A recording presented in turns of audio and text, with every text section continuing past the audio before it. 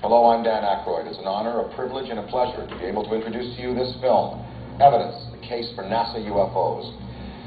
As the goal of the UFO movement since Roswell in 1947 has been to expose the government's knowledge of the UFO phenomenon and the existence of extraterrestrial intelligence, this may be the most compelling, shocking, and powerful case presented at the dawn of the age of the new millennium, to expose the hidden secrecy behind UFOs and the government's knowledge of them. This postulation now is not based on the anecdotes, film, video, and data previously assembled, but rather on the United States government's own NASA footage, photographed by the astronauts themselves on numerous space shuttle missions. Broadcast live to Earth during the 1990s, it is also based on deep investigational written correspondence between the author of this film and some of NASA's research scientists. After seeing this film, you will undoubtedly conclude, as I did, that the volume and quality of the evidence is irrefutable and undeniable. Further, this evidence prepares us for perhaps the most vital revelation, which will be revealed to us in the new millennium. And that is that we are far from alone in this multiverse we inhabit, and that there is at least one species of extra-dimensional or extraterrestrial entity that is interested in our own well-being and survival in a most profound and positive and life-affirming way. Finally, it provides empirical, ancient archaeological evidence that there is someone out there, a species, a race of beings who are very interested in our progress on Earth, and perhaps in a benevolent and life-affirming way. You will see that in this film, the evidence is compelling, it's genuine, it's authentic, and it gives us hope. Thank you. Here, now, Evidence, the case for NASA UFOs.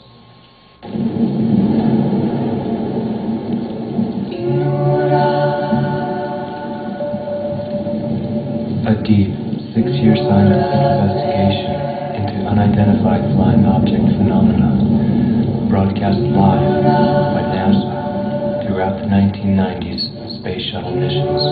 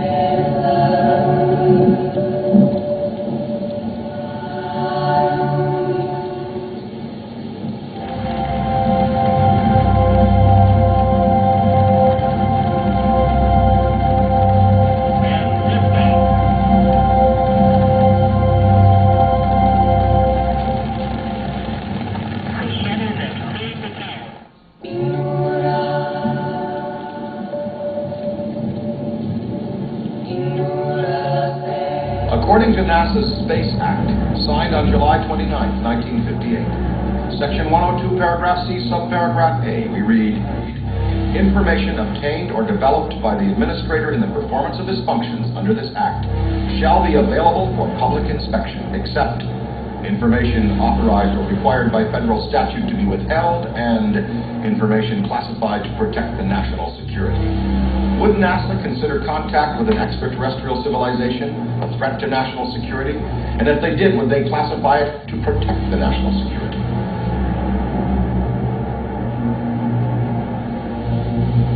That's what this investigation is about. We're probing deep inside of NASA, looking for answers into what may be UFOs appearing during space shuttle missions and trying to find out an answer, because we know that they wouldn't come out and tell us. They would classify it to protect the national security.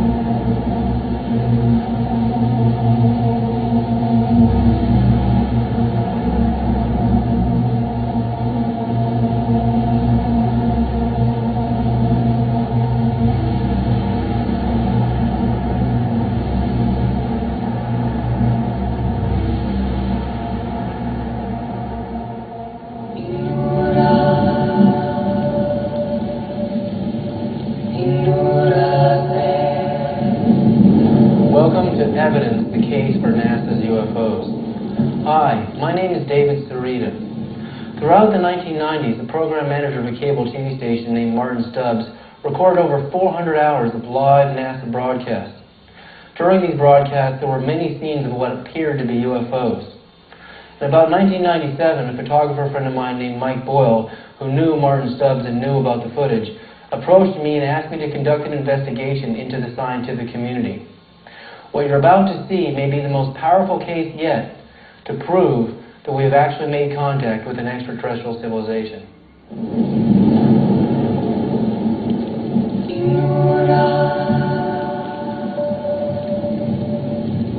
Recognize what is in your sight, and that which is hidden from you will become plain to you. For there is nothing hidden which will not become manifest. Jesus, the Gospel of Thomas.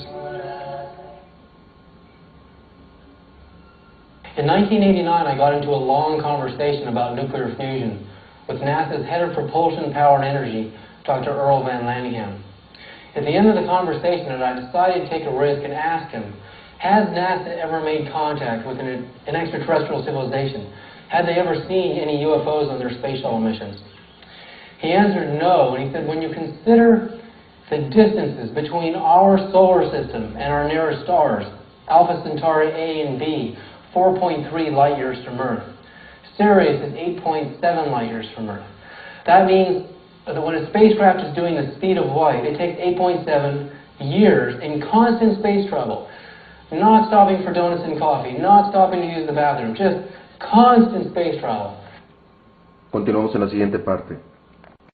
Hola amigos de Factor Maya, aquí con la continuación de Evidencia, el caso en la NASA de los OVNIs. To get to Earth in 8.7 years. Alpha Centauri would take 4.3 years to get here. That's an incredibly long period of time and a very deep commitment to going from one point in space to the other. And to acquire velocities that great, we need a tremendous amount of energy in the form of propulsion and to create the velocity that a spacecraft needs to get from that point to the other. When Earl Van Lanningham took this into consideration, he said the energy signal, the actual energy coming off of the spacecraft would be so powerful. Such an enormous amount of energy required for a spacecraft to do anywhere near light speed would be so huge we would detect the signal well in advance of the arrival of the spacecraft. When we consider the speed of light, which is 186,282 miles per second, which comes to about 670 million miles per hour. And when we compare that to some of the propulsion systems we're using today, for example, the Apollo missions to the moon averaged just a little over 3,000 miles per hour. The space shuttle today maintains the speed of about 18,000 miles an hour as it orbits around the 25,000-mile circumference of the Earth every 90 minutes. And our fastest satellites today can do maybe 35,000 miles an hour. So when you compare tops 35,000 miles an hour to 670 million miles per hour, you can see that we're nowhere near the speed of light, and that's why we're very confined in our space travel at the current time. So, considering that an extraterrestrial civilization would have to be far more advanced than ours, they would have to have the energy, the tremendous amount of energy coming in the form of propulsion and giving their spacecraft velocity to get here. We should detect a signal of tremendous powerful energy. Where would we detect such a signal, and how would we detect it? So far, cameras and telescopes and other means of making detections, such as radar, are limited to the electromagnetic spectrum. Light, in the form of photons or waves, bounce off of solid objects. If this was an apple or an orange, you would see photons doing the speed of light, bouncing off of that, so that we can observe phenomena happening right in front of our eyes. So we observe everything in regards to the speed of light.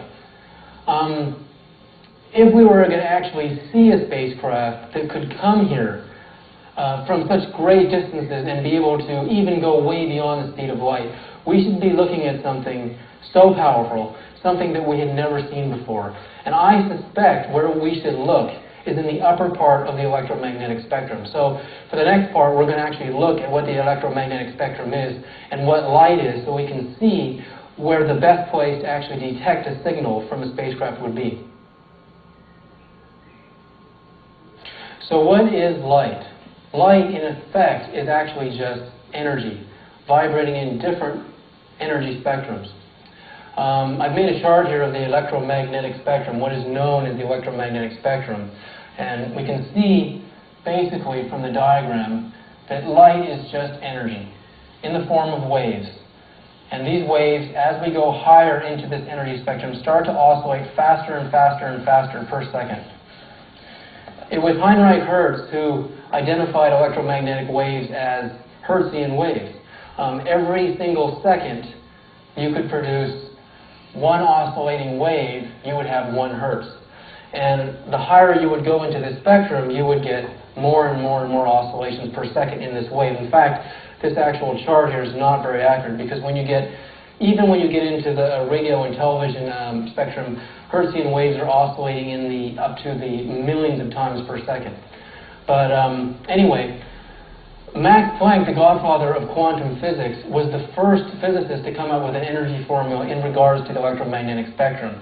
He said energy was equal to the frequency with which these waves are quantum light oscillated. So the more oscillations per second that occurred in a wave, the greater the energy was present. Einstein won the Nobel Prize in 1921 for explaining the photoelectric effect. The photoelectric effect is essentially the conversion of photons, the mass particles that are basically light, and converting them into electrons, which is energy. He discovered that when photons struck a metal plate or a conductor, the metal plate ejected an electron. So when the photons, which are light particles, came into the object, the conductor ejected an electron, and that electron had a charge on it. So what that showed is that photons, light, had energy in them, and that light could be converted into usable electricity. Well, when we consider again the equation of energy in relation to space travel, and that we needed this huge amount of energy in order for a spacecraft to do the speed of light, many problems arise. Einstein said in his formula E equals mc squared that as a spacecraft or any mass object tried to approach the speed of light, the impeding forces of inertia became so great on that mass that the amount of energy required had to increase proportional to how fast you were going. Eventually, Stephen Hawking wrote of Einstein's equation that the problem with attaining the speed of light for any spacecraft would be that as that spacecraft tried to reach light speed, its mass would increase so much that an infinite amount of energy would be required for the spacecraft to attain the speed of light, and therefore it could never actually attain the speed of light. So, energy is the big problem. We need tremendous amount of energy for a spacecraft to do the speed of light, and if we were going to detect a spacecraft that had the kind of energy required to go the speed of light, it should be detectable somewhere, we would hope, in the electromagnetic spectrum. Today, most of our cameras look in the visible light spectrum right here. This is all we see with our human brains. So this is what we know of light today. There are radio and TV photons. There are microwave photons. There are infrared photons detectable usually as heat. Some snakes and reptiles can actually see in the infrared, but our eyes can't see that low in frequency. Then there's the color red. Red is actually a frequency of energy. It's actually a frequency of energy wave. And the color orange, and going all the way up into green, into blue, into violet. Violet is the most energetic color that our brains can see, and most of our cameras can see. Above violet is ultraviolet, and ultraviolet light is divided into near, far, and extreme. So the ultraviolet bandwidth, as we know it, actually extends a little further than my diagram shows here, but basically goes 5 or 6 times the bandwidth that the human eye can see. So again, if we can observe and take pictures into these higher spectrum, what we are actually seeing in that spectrum is more energy, actual energy in the form of electromagnetic waves. When we take a picture in the X-ray spectrum, we're actually seeing energy. And by the time we get up into gamma rays, we're seeing a tremendous amount of energy in the form of an observation. So again, at the UFO, we're coming here from another planet, from another star system, and we were expecting it to have a tremendous amount of energy to allow that spacecraft to conquer the vast distances of space in very little time. We should be detecting something that should be way up into at least the visible light spectrum and even higher. So far, SETI, the Search for Extraterrestrial Intelligence in Mountain View, California, uses a vast array of radio telescopes to try to look for intelligence signals in the form of radio signals or TV signals coming from another planet or another star. And if we receive such a signal, such as in the movie Contact, you would expect to see an intelligent signal in the form of a radio or TV wave. But so far, that effort has retrieved nothing. I believe the reason they haven't found anything down here is because there's not enough energy down here. They forgot the energy part of the equation, that it takes energy to get velocity in the form of repulsion to get here. And even an intelligent signal coming from another planet would require tremendous amounts of energy. So I believe we should be looking at least here in the visible light spectrum, and we have. There have been many alleged reported sightings of UFOs in this spectrum because that's what we see.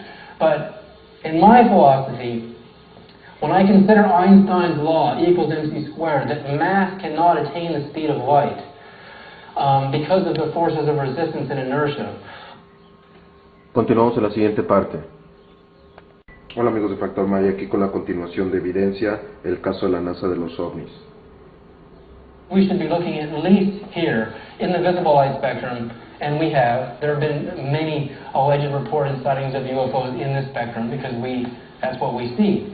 But in my philosophy, when I consider Einstein's law, E equals mc squared, that mass cannot attain the speed of light because of the forces of resistance and inertia, I would expect a spacecraft to be pure energy, something that is not even physical as we know it, something that would be matter vibrating in a very high frequency state.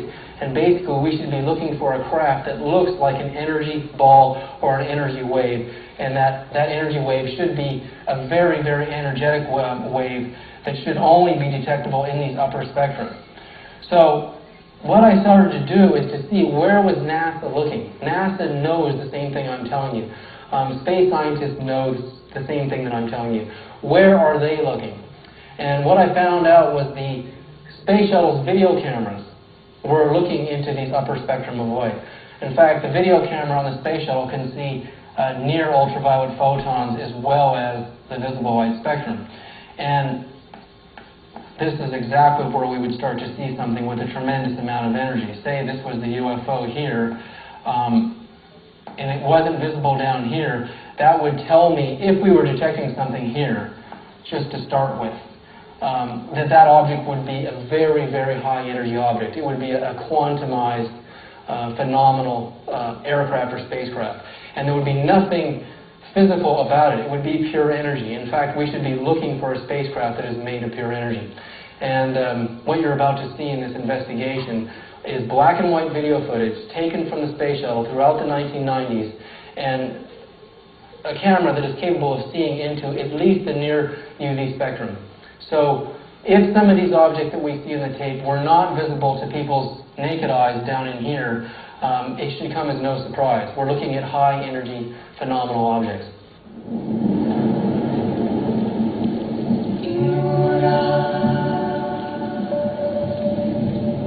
To punish me for my contempt for authority, fate made me an authority myself. Albert Einstein.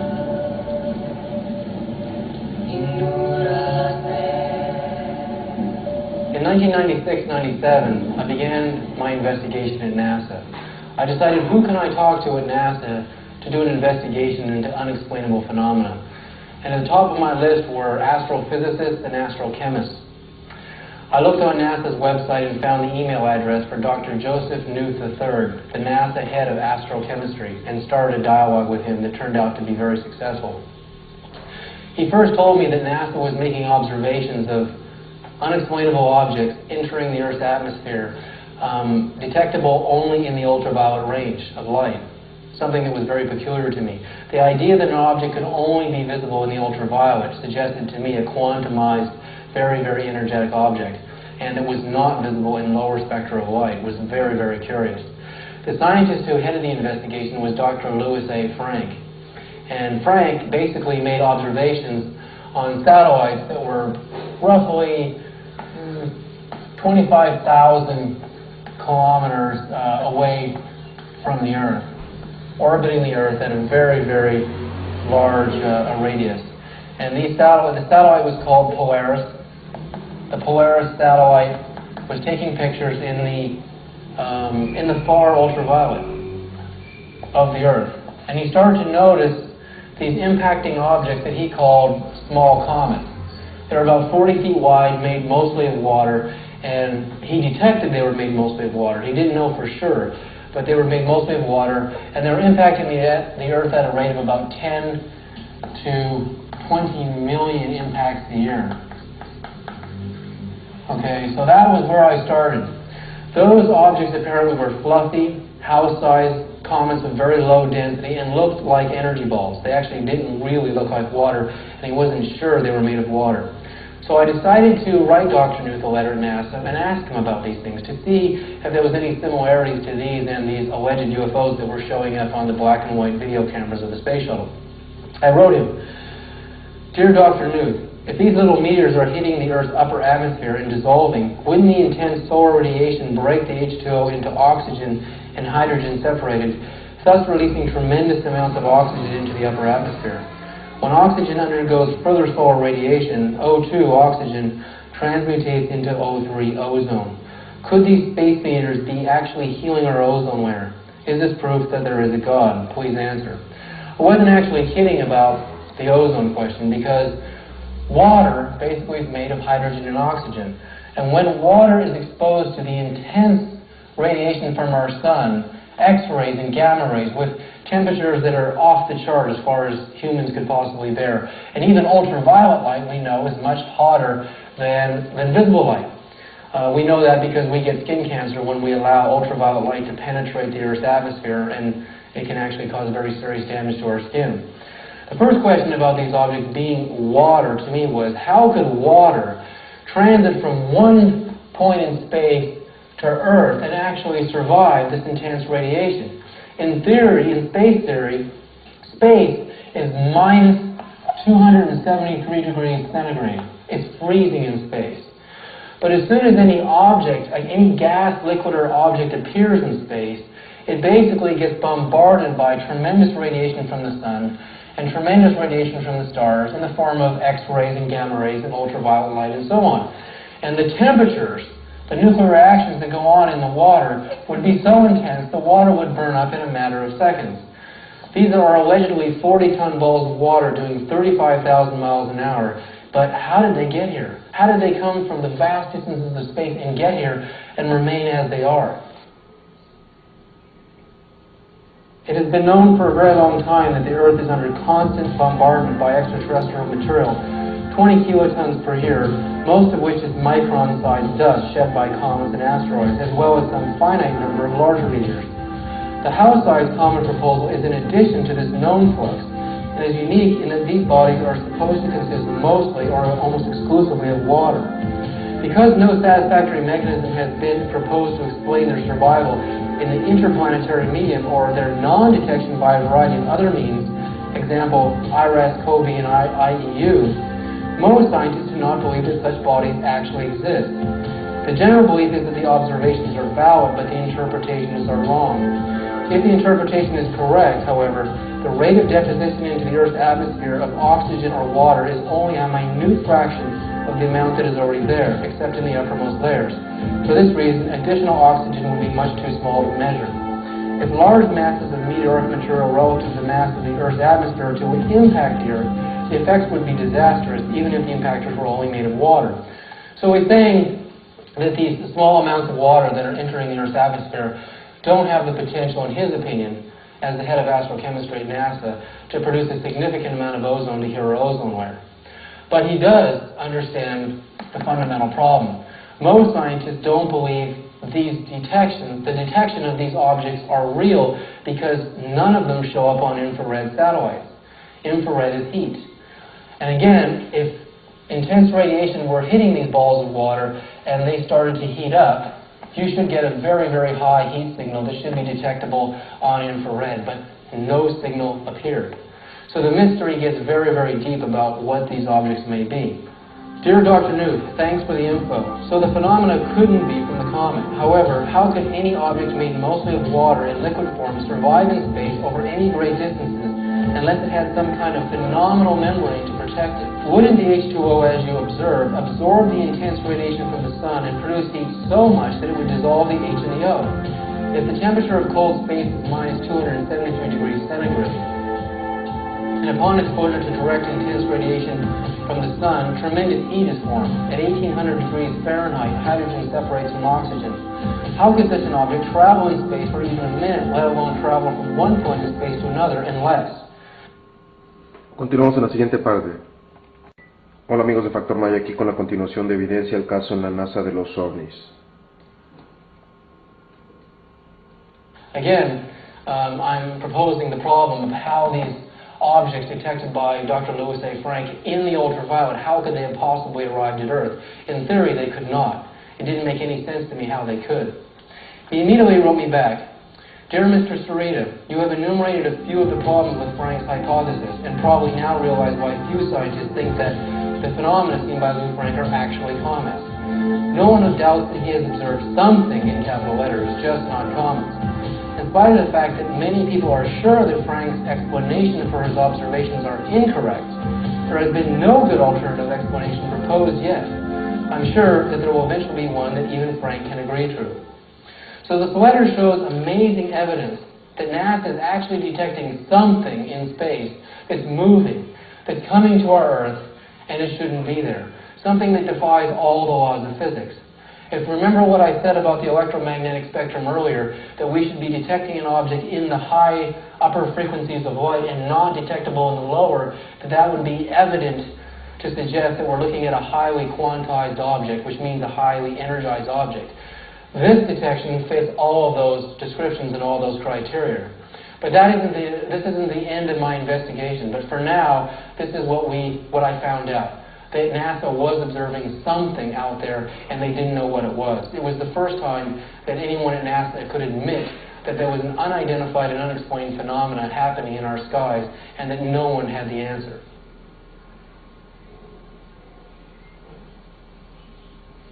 Dear Dr. Newt, thanks for the email response to my question. I'm amazed at how such a phenomenon can be observed, yet denial of its existence because it doesn't fit into the theory of the solar system.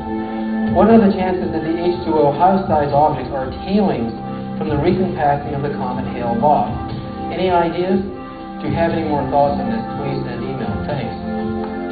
Dear Mr. Sereda, I would agree with your amazement in the scientific community ignoring Frank's observations if it were true. However, that is not the case. I know of no individual that does not believe that Frank saw something. The controversy centers just on what it was that yielded the signal.